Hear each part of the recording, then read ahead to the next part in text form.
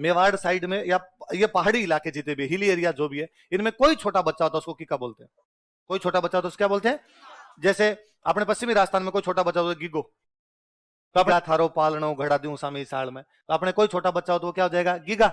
इधर पहाड़ी प्रदेशों में, इन प्रदेशों में, मेवाड़ साइड के अंदर कोई छोटा बच्चा हो तो क्या बोलते हो? किक्की का बोल देते हैं। तो बापा रावल भी बचपन का नाम किका, सांगा कुंभा भी बच्चों ने किके, वो दो हो गए तो किके हो गए, और प्रताप के बचपन का नाम भी क्या हो गया? ठीक है ना। पर ये अपने आरपीसी वालों ने पूछ लिया इसलिए अपने को याद करना पड़ता है। तो प्रताप के यूं बचपन का, सब बच्चों के बचपन का नाम ही क्या होता है? किका ही होता है। उस पहाड़ी क्षेत्र की विशेषता है। जैसे सिखों में हर छोटा बच्चा काका है। हर छोटे बच्चे को क्या कहते हैं? मतलब आपके घर आए, यदि आपके पापा के कोई दोस्त है, अंकल सरदार रहे, और आपके घर में कोई छोटा बच्चा, ओए काके की ना तेरा, काके की ना तेरा, तो काका तो बच्चा, तो हर छोटा बच्चा ही क्या है? इवन हर छोटी बच्ची काकी। यदि बच्ची है तो वो क्या हो जाएगी? और लड़का है तो क्या हो जाएगा? फिर भी नाम काका ही है। बिल्ले बिल्ले बग्गे यहां तक की करूंगा, बग्गे बग्गे बिल्ले यहां तक की करूंगा। वो जो सिंगर है क्या नाम है? काका। तो वहां दोनों है, तो हर छोटा बच्चा काका है, हर छोटी बच्ची क्या है? मेरे तो क्या पापा की पोस्टिंग रही, वो गांव सिखों का और मुसलमानों का पूरा पूरा गांव। तो मुसलमानों के घर थोड़े अलग थे, हमारा जो घर था वो सिखों वाले घर के पास था। हमारे घर के ठीक बाद में सिखों के घर शुरू हो जाते, तो हमारे पड़ोसी वही रहे, लेन देन व्यवहार ज्यादा उनके साथ रहा, एकदम जो पड़ोसी रहे। मेरा छोटे वाला भाई ये दिन, अब वहां क्या गाँव में लाइट वाइट नहीं थी, लाइट वाइट नहीं थी, तो फिर 6 बजे खाना खा के पूरा गाँव ही सो जाता। 6 बजे खाना खा ले, 7 बजे तो मतलब आप गाँव के अंदर घुस जाओ तो आपको दिखे नहीं कोई गाँव के अंदर, सब सोए हुए। रेगिस्तान में सांप बिच्छू जाता, तो रात को इसलिए भी बाहर नहीं निकलते कि यार बाहर और खा जाए। ये दिन शाम को 6 1 बजे मम्मी ने जैसे खाना बनाया, मेरे का छोटे बड़ा भाई खेलने वेलने के लिए गया हुआ था, मुझे बुला ला खाना खा ले। अब वो उसके खेलने की जो पीछे हमारे 1 2 जगह थी, वहां मुझे वो दिखाई नहीं, तो मैं आ गया, मैंने कहा नहीं है वो, तो मैंने कहा तू खा ले, आ जाएगा तब खा लेगा। मैंने खाना खा लिया। वो थोड़ी देर बाद में आया, 6:30 6:45 आया। मम्मी ने पूछा अंधेरा हो गया, बाहर सांप बिच्छू खा जाएंगे, कहाँ घूमता रहता है, तेरे को ढूंढ के आया था, कहाँ चला गया था तू? तो उसने कहा मैं तो इन बच्चों के साथ खेल रहा था। कौन इतने इतने लेट कौन बच्चे खेलते, सब चले जाते, तू ही भटक रहा होगा इधर उधर। उसने कहा नहीं नहीं, मेरे साथ तो बलजिंदर खेल रहा था, जसविंदर खेल रहा था, ये खेल रहा था, अंग्रेज खेल रहा था, और काकी खेल रही थी, नाम लिए। मम्मी को ये लगा कि काकी इन बच्चों की माँ है, बच्चे खेल रहे हैं, तो मम्मी ने कहा कि काकी खेलती है, काकी क्या होता, काकी से बोल। तो उसने कहा काकी तो इतनी सी है, सबसे छोटी तो काकी है, और पता नहीं कहाँ कहाँ से बातें सीख के आता है, कहाँ रहता है कहाँ नहीं रहता है, घर पे रहेगा, कल से तू बाहर नहीं जाएगा। और काकी चाची ने से बोलते हुए, काकी से बोलते गए, तो पर काकी तो इतनी सी है ना। तब तो उसको डरा के सुला दिया।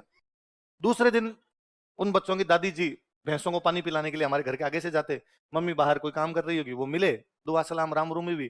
फिर मम्मी ने कहा कि बच्चों को कोई खिला रहे थे, और उनको कहना भाई थे लेट तक नहीं खिलाए बच्चों को, तो बीने ने बच्चों क्यों खिलाएगी इनको? कि नहीं वो हमारे कह रहा था कि कल शाम को वो खेल रहे थे। अरे बेगी वो कि नहीं नहीं, उसने कहा ना मेरे को कि काकी खेल रही थी। काकी हमारी सबसे छोटी जो बच्ची है उसका नाम है। साहब हर छोटा बच्चा हो जाता है काका, हर छोटी बच्ची हो जाती है। वैसे वैसे पहाड़ी प्रदेशों में हर छोटा बच्चा क्या हो जाता है? मम्मी का नाम क्या है? जयवंताबाई सोनका। पिताजी का नाम क्या है? जन्म काल, दोबारा बोलो कब? 9 मई को खा जाओ, केवल सन बोलो। तो मतलब प्रताप का जन्म कब हुआ? 1500। बचपन में कहानी, बनवीर ने विक्रमादित्य की हत्या कर दी, बनना चाहता था, पन्ना दहाई चंदन का बलिदान देकर, और उदय सिंह को घास फूस की टोकरी में डालकर वहां से चली गई। ये घटना 1536 की है। इसका मतलब 1536 में उदय सिंह घास फूस की टोकरी में डाल के ले जाओ, और 4 साल बाद उदय सिंह का बेटा हो गया। इस मतलब कहानी में कोई ना कोई झोल तो है। तो कहानी है जैसा कुछ भी, उस घटना के समय उदय सिंह 15 साल का है, 1522 का है। 1500 यदि उस समय 14 15 साल का है, तो उस घटना के 4 4.5 साल बाद प्रताप का जन्म हुआ, तो लगभग 19 साल का है। उस समय थोड़ी जल्दी शादियां हुआ, बीच में बच्चे हो जाएंगे, पर घास नहीं। इसलिए कल मैंने भी कहानी सुनाई थी पन्ना दहाई वाली, बिना घास फूस। इसलिए आपको भी दोबारा कोई कहे कि उदय सिंह को घास फूस की टोकरी थे, तो आप उसको कोई जवाब मत देना। आप कहना कोई बात नहीं, लेके गए, पर आप पापा पापा करके गए ना, घास फूस की टोकरी जैसा कुछ भी। उदय सिंह के खूब सारे बेटे, राजाओं की खूब सारी रानियां होती तो खूब सारे बेटे होंगे। 28 संतान कितनी थी? सबसे बड़े प्रताप। सबसे बड़े कौन है? प्रताप। सबसे बड़ा बेटा क्या बनना चाहिए? राजा। पर जब रानियां ज्यादा होती थी तो एक चक्कर दूसरा पड़ता था कि कौन सा बेटा राजा बनेगा, इस बात पे डिपेंड करता था। जिस रानी की राजा से ठीक बनेगी वो अपने बेटे को क्या। और उदय सिंह ने सबसे बड़े बेटे प्रताप को राजा नहीं बना के अपने एक छोटे बेटे को राजा बना दिया, जगमाल। किसको बना दिया? इसका मतलब जगमाल की मम्मी को, तो जगमाल की मम्मी राजा किसको बनवा गई? जगमाल को। महाराणा प्रताप को नहीं बना के उसकी जगह किसको बना दिया? जगमाल को बना। मेवाड़ में एक रिवाज होता था कि जो भी बेटा अगला राजा में नहीं जाएगा, जो भी बेटा अगला राजा बने। अपने राष्ट्रपति वाला सा सिस्टम था कि राष्ट्रपति की सीट कभी खाली नहीं रहनी चाहिए, तो राजा की सीट भी कभी खाली, तो जो बेटा राजा बनेगा सीट पे हैं वो अंतिम संस्कार में भाग लेने के लिए जाए।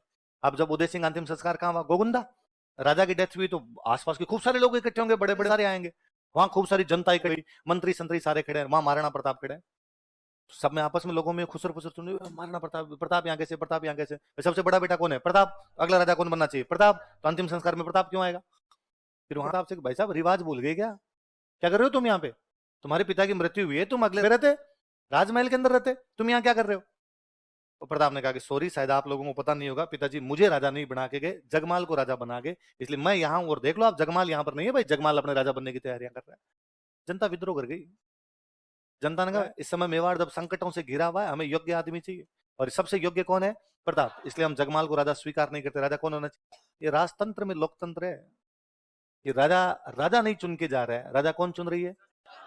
और जनता ने सबने सलुम्बर वालों की तरफ देखा कि भाई साहब वो जो चुन रहा था तो उसमें लिख के दिया था कि मेवाड़ के राजा का राज तिलक कौन करेगा, सलुम्बर का सामन, तो राज तिलक करेगा, इसका मतलब वो डिसाइड करेगा कौन राजा बनेगा और कौन राजा नहीं बने, तो और प्रताप नहीं बनेगा तो सलुम्बर डिसाइड करेगा, और सलुम्बर के थे कृष्णदास चुंडावत, कौन थे, सही बात है भाई साहब, ये मेरा अधिकार है। और उन्होंने घोषणा कर दी कि साहब अपनी तरफ से राजा कौन होगा, प्रताप, कौन राजा होंगे। अंतिम संस्कार करके वापस आए, महाराणा प्रताप के नारे लगे, हमारा राणा कैसा हो, महाराणा प्रताप जैसा हो। जगमाल अंदर साफा बांध के तैयार बैठा था, जगमाल ने बाहर कहा अरे क्या कर रहे हो, नारा चेंज करो, हमारा राणा कैसा हो, राणा जगमाल जैसा हो, इस प्रकार लगाओ। कृष्णदास चुंडावत ने जगमाल का हाथ पकड़ा, उठाया, माजे उठ, इस सीट पे कौन बैठेगा। तो प्रताप को गोगुंदा में राजा घोषित किया गया। कहां राजा घोषित किया गया, किसके द्वारा, कहां के थे वो, देखो का फंक्शन मनाते, तब आसपास के सब रिश्तेदारों को बुलाते, लो भाई ढंग से राज तिलक करते हैं। अब राज तिलक तो वहां हो जाएगा जहां पर आप हो, राज तिलक समारोह तो फिर राजधानी में होना चाहिए, मेवाड़ चित्तौड़, तो चित्तौड़ पे तो अकबर का कब्जा है, तो फिर राजधानी संकटकालीन कौन सी है आपकी, कुंभलगढ़। इसलिए प्रताप का जो राज तिलक का जो फंक्शन था वो कहां पे किया गया था, राज तिलक समारोह कहां पर हुआ। मैं और सिंपल कर देता हूं इस बात को, आपके आरएस का रिजल्ट आया, आपके एसआई का रिजल्ट आया, आप अपने रूम पे बैठ के पढ़ रहे थे और अचानक आपके इस दोस्त ने फोन किया, रिजल्ट आ गया चेक कर, आपका सिलेक्शन हो गया, तो राज तिलक तो हो गया, जयपुर के उस कमरे किया, मेरा सिलेक्शन हो गया, घर वालों ने कहा कल ही आ जा, अपने गांव आ जा भाई, आपने कहा कि नहीं नहीं कल तो मैं कोचिंग जाके आऊंगा, मेरे दोस्त परसों आ जाऊंगा गांव, ऐसा ही कुछ होता है। आप दूसरे दिन कोचिंग गए, हमें कहा सर मेरा सिलेक्शन हो गया, मिठाई लेके दोस्तों में इधर उधर घूमे, उनको मिठाई खिलाई आपने, 2 दिन बाद आप गाँव गए, गाँव जाते पिताजी ने कहा कि भाई बड़ा फंक्शन करते हैं, सवामणि करेंगे, सिलेक्शन हुआ है, माता जी की जात बोली हुई थी वो बोलेंगे, महाराज, तो फंक्शन आपका बाद में हो रहा है, और वो जब आप करते हो तो उसमें बुआ जीन, बहन, मामा जीन सबको बुलाते हैं अपने, प्रताप ने भी किया, या कोई भी राजा राज तिलक समारोह में करता। प्रताप की बहन की शादी हो रखी थी एक मारवाड़ के राजा के साथ, मारवाड़ के राजा को पूछे कि मारवाड़ से इस राज तिलक समारोह में भाग लेने के लिए कौन गया था, लिख लो। अभी भी खूब सारे स्टूडेंट कई बार जब आके मिलते हैं बाद में कहते हैं सर बैच समाप्त हो गया और अब तो मैं एक बार गांव जाके वापस पढ़ूंगा, और सर आपको हमारे गांव आना है, मैं सिलेक्शन हो जाएगा तब आपको बुलाऊंगा। इसका मतलब यही तो है, जैसे हमारे घर पे फंक्शन होगा, मेरा सिलेक्शन हो जाएगा तब आप उसके अंदर आना, तो हम उसी के अंदर बुलाते हैं। तो प्रताप का राज तिलक तो कहां पर हुआ, गोगुंदा, फंक्शन कहां बुलाया गया, उसमें मारवाड़ के कौन से राजा ने भाग लिया। आपके दिल्ली का राजा कौन, अकबर ने उदय सिंह पर आक्रमण किया, क्या उदय सिंह ने संधि कर ली थी, नहीं कि अकबर ने चित्तौड़ पे कब्जा कर लिया, उदय सिंह पहाड़ों में चला गया, लेकिन उसने अकबर से किसी प्रकार की कोई संधि, तो अकबर को लगा अब नया राजा कौन बना है, प्रताप, क्या पता ये कर ले। तो अकबर ने प्रताप को समझाने के लिए अपने 4 दूत भेजे। कितने दूत भेजे, कौन कौन है, पहला नाम क्या बताओ, प्रताप राजा कब बनता है, 1572, साथ अपना एक बंदा भेज दिया, उसका नाम क्या, जलाल खान। ये तो ना वैसे भी कोई भी नया राजा बनता है तो पड़ोसी अपनी बधाइयां भेजते है ना। आज भी आप नोटिस करना कि भाई पाकिस्तान में कोई नहीं बनती, फिर भी आएगा, नरेंद्र मोदी ने पाकिस्तान के प्रधानमंत्री को शुभकामनाएं दी, जापान में कोई प्रधानमंत्री बनेंगे तो उनको शुभकामनाएं, मोदी जी जब बनेंगे आप आएगा, Thailand, Malaysia, Singapore, America, Japan, फलाने फलाने इतने देशों के प्रधानमंत्री ने मोदी जी को शुभकामना संदेश भेजे, आता है। तो पहले भी राजा महाराजा क्या करते, एक दूसरे को शुभकामना भेजते। तो प्रताप के पास एक दूत भेजा, एक तो अपनी तरफ से बधाई दिया और बातों बातों में पूछ ले कि क्या मूड है। तो जलाल खान कोर्चे है, उसने कहा साहब अकबर की तरफ से बधाई हो आपको, थैंक यू, और सर वो आपके पिताजी ने तो किसी प्रकार की संधि नहीं की थी, आपका क्या प्लान है, सेम पिताजी वाला ही प्लान है। पिताजी ने तो लड़ाई की थी, हाँ, कोर्ची वापस गया, कोर्ची जाके अकबर कहा भाई वो तो अपने पिताजी के नक्शे कदमों पे चलना चाहता है, वो तो किसी प्रकार के प्लानिंग में कोई चेंज करना।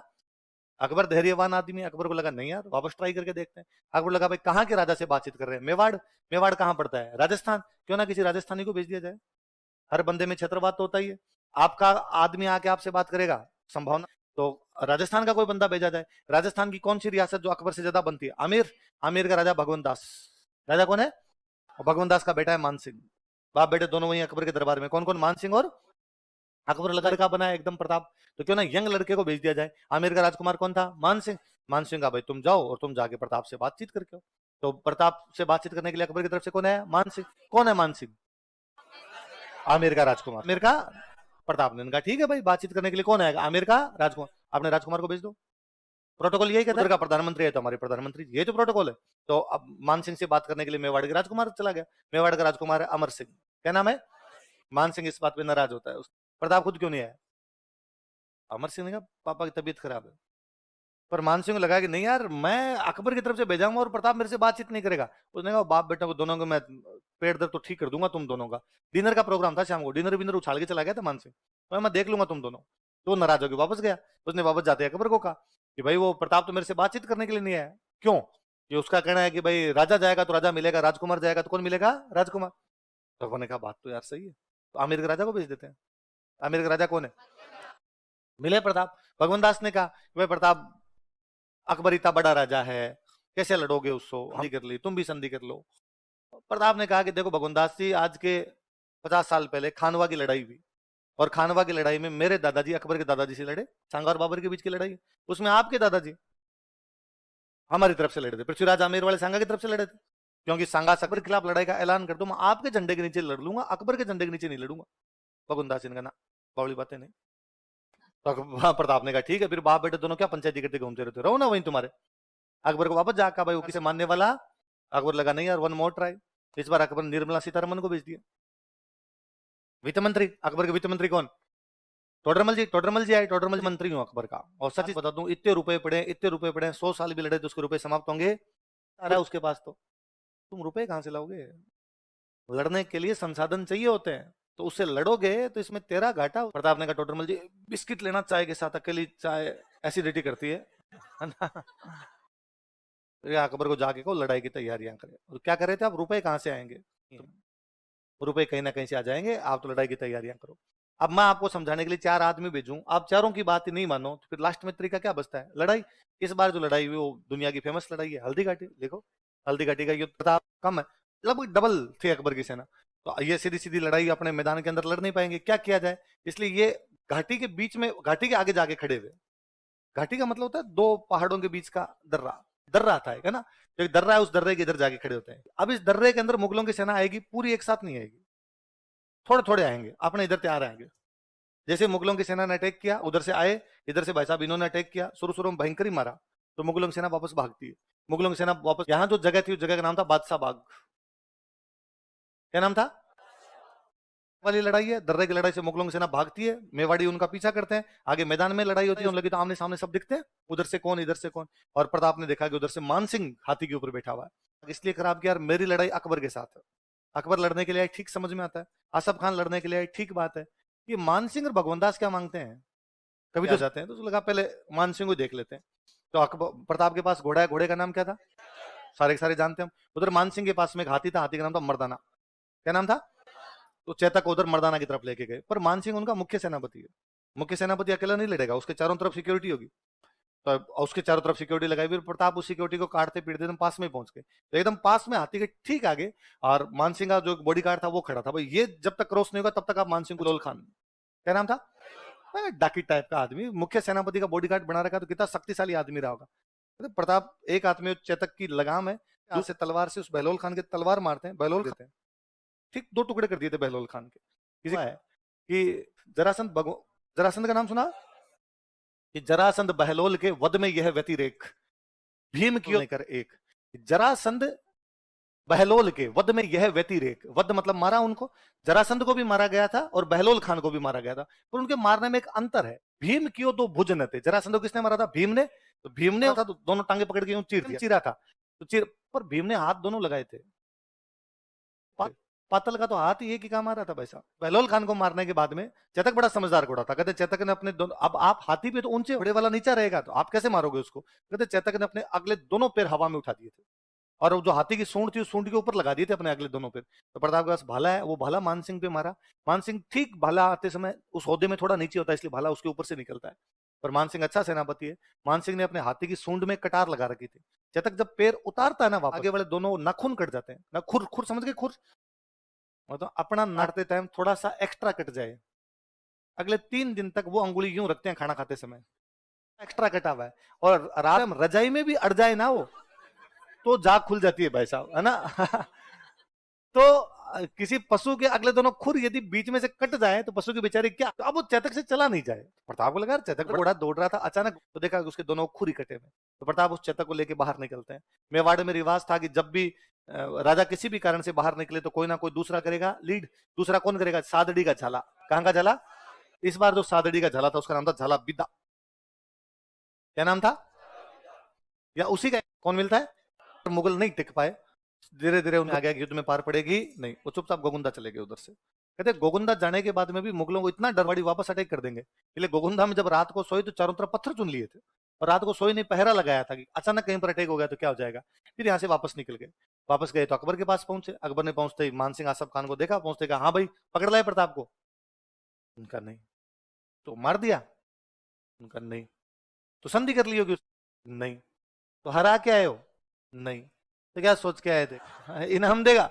आज के बाद दोनों दरबार में दिखे ना, देख ले, दरबार में नहीं दिखना चाहिए दोनों। उसने मानसिंह आसफ खान दोनों को दरबार से निकाल दिया। स्वाभाविक सी बात है, हारे हुए सेनापतियों को कोई भी राजा किस प्रकार बर्दाश्त करेगा। मानसिंह आसफ खान ने कहा बात तो सुनो हमारी। उसने कहा क्या सुना? यार शर्म नहीं है तुम्हें? और मैं बताता हूँ, मैं खुद जाता हूँ और मैं पकड़ के लाता हूँ कैसे पकड़ा जाता है। तो अकबर खुद अटैक कर देने के बाद उसको बड़ा यूं फील हुआ था। लाइन चेंज करके लिखो, लाइन छोड़ना, पूरी लाइन छोड़ के लिखना। अक्टूबर 23 में, इन अक्टूबर 1576 एडी, अक्टूबर 1576 ईस्वी में, इन अक्टूबर 1576 एडी, अकबर स्वयं मेवाड़ पर आक्रमण कर देता है। Akbar himself invaded Mewar. अकबर स्वयं मेवाड़ पर आक्रमण कर देता है। Akbar himself invaded.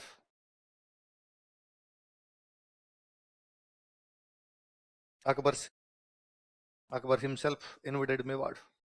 अटैक कर देता है अकबर, मेवाड़ पर अटैक कर देता है। आगे अकबर आगे उड़ जाता है। कहां पर जाता है? उदयपुर। प्रताप और सब कहां पर बैठे हैं? पहाड़ियों के अंदर। वो उदयपुर पे कब्जा करता है और उदयपुर का नाम बदल कर देता है मुहम्मदाबाद। क्या कर देता है? पहाड़ों के अंदर मार खा के वापस आ जाए। नहीं जानते, पूरी सेना एक साथ नहीं जा सकती। फिर आपकी लड़ाई जब सिंधु पार पड़ जाए, यहां समस्या दूसरी थी भाई साहब। अब मेवाड़ का जन जन प्रताप। अब आप भीलों के गांव से गुजरते, भील तंग करते आपको। आगे हम पढ़ेंगे, बदायूं नहीं लिखता, अनाज छीन लिया करते थे, पानी की सप्लाई बंद कर दिया करते थे। जैसे तैसे करके हम वहां पे टाइम पास कर रहे थे हमारा, और सेना जाए बेचारी वापस आ जाके नहीं पकड़ा गया। नहीं, अकबर ने परेशान होकर पूछा भाई समस्या क्या है? तुम मुगल हो, मुगल प्रताप को कैसे नहीं पकड़ पा रहे? सैनिकों ने कहा साहब मुगल हैं, गूगल थोड़ी है। उसको पता है हमारी, हमें नहीं पता उसकी। अकबर को बहुत जल्दी समझ आया, समझदार आदमी। उदयपुर पे कब्जा किया हुआ था, नाम बदल के क्या किया, अपने 2 लोगों को सौंपा उसने उदयपुर। एक तो मान सिंह के अंकल है जो हल्दीघाटी युद्ध में लड़ा हुआ था पहले, जगन्नाथ कछवाहा और सैयद फखरुद्दीन। किसने? अकबर। और अकबर ने अपने एक दूसरे सेनापति का नाम था शाहबाज खान। क्या नाम? और यदि प्रताप को नहीं पकड़ पाओ तो मेरे को मुंह मत दिखाना, चिंता मत करो। शाहबाज प्रताप कुंभलगढ़ है। प्रताप कहाँ है? शाहबाज खान ने अटैक किए 77, 78 और 70। कितने अटैक किए? किसको पकड़ने के लिए? किसने? फिर चुपचाप पंजाब चला गया, क्योंकि मुंह नहीं दिखाना था ना।